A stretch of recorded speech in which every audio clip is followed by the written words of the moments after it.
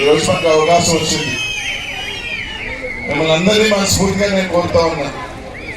ఈరోజు మనం నమ్మితే ఈ రాష్ట్రంలో ఎక్కడ వెళ్ళినా